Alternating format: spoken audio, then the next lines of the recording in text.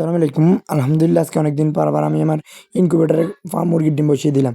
দেখতেছেন এখানে আমি ফার্মি মুরগি ২০ ডিম এবং টাইগার মুরগি ২০ ডিম বসাবো। সেজন্য এখন ডিমগুলা বাছাই করে নিয়েছি মাশাআল্লাহ। দেখতেছেন আজকে অনেকগুলো ডিমই নিয়েছি। আসলে আমার ইনকিউবেটরে প্রায় ১০০ উপরে ডিম বসে, সেজন্য আজকে আমি ১১০টার মতো ডিম নিয়েছি। দেখতেছেন আস্তে, আস্তে করে ডিমগুলা বাছাই করে তারপর আমি মেশিনে দিয়ে দিব।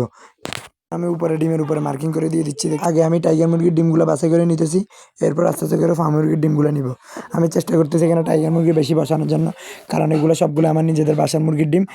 যে এখন আস্তে, আস্তে করে সবগুলো উপরে দেখতেছেন মার্কিং করা শেষ হয়ে যাচ্ছে, আর এখন সবগুলো ডিমে বসিয়ে দেবো।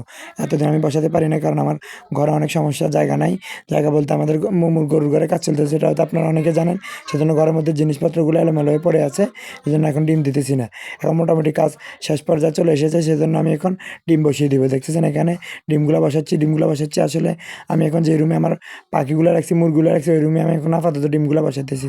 আস্তে, আস্তে করে ডিমগুলো বসিয়ে দিতেছি। আসলে অনেকদিন পরে আমি ডিম বসাতেছি। এই শীতে কিন্তু আমি বাচ্চা ফুটে নাই, সেটা হয়তো আপনারা অনেকে জানেন বা আমি ভিডিও দিই নাই। তাহলে সবগুলো কাজ শেষ হয়ে গেলে তারপর আমি আবার আগের মতো ডিম ফুটাবো এবং বাচ্চা বিক্রি করবো। এবং আপনারা চাইলে আপনারা ডিমও নিতে পারবেন, বাচ্চাও নিতে পারবেন। কিছুদিন মধ্যে আবার সেগুলো চালু হয়ে যাবে। অবশ্যই আপনারা সব আমার জন্য দোয়া করবেন, আমি যেন ঠিকভাবে কাজগুলো শেষ করতে পারি। এখন আস্তে, আস্তে করে সবগুলো ডিম দেখতেছেন বসিয়ে দিতেছি। আসলে অনেকদিন পর বসাতেছি, সেজন্য মানে নিজের কাছে কীরকম জানি লাগতেছে। মাশাআল্লাহ দেখছেন ২ তাকের মধ্যে দিয়েছি, এখানে টোটাল ১০৫টা ডিমের মতো দিয়েছি। আসলে বেশি ডিম দিই নাই, কারণ হচ্ছে এখানে ঘুরানোর জন্য সুবিধা হবে, সেজন্য আমি অল্প ডিম দিয়েছি। এখন উপরে আমি স্প্রে করে দিতেছি, আস্তে, আস্তে করে উপরে স্প্রে করে দিয়ে দিয়েছি, কারণ স্প্রে করে দিলে আর্দ্রতা বাড়বে। আর এখানে অবশ্যই জীবাণুনাশক স্প্রে করতেছি। আপনারাও চেষ্টা করবেন জীবাণুনাশক স্প্রে করার জন্য, এবং আপনারা সবাই এভাবে আমাদের মতো বসাতে পারেন। আমি আসলে ম্যানুয়াল ইনকিউবেটরে ডিম বসাই, এখন আমি অটো মেশিন নিই নাই। অবশ্যই আস্তে, আস্তে আমি যখন একটু বড় করবো তারপর আমি অটো মেশিন নিব।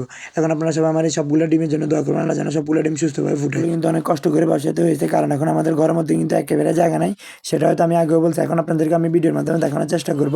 এটা হচ্ছে আমার যে মুরগি রাখি, আমার নিজের রুমের মধ্যে মুরগি রাখতেছি, ওই রুমের ভিতরে এখন এক কোনায় আমি ডিমগুলো বসিয়েছি। দেখতেছেন এখানে একেবারেই জায়গা নাই। ইনশাল্লাহ কিছুদিনের মধ্যে সবগুলো সরে যাবে, তারপর আমি আবার খুব সুন্দরভাবে আগের মতো করে বাচ্চা ফুটাতে পারবো। সবাইকে অনেক ধন্যবাদ। আসসালামু আলাইকুম।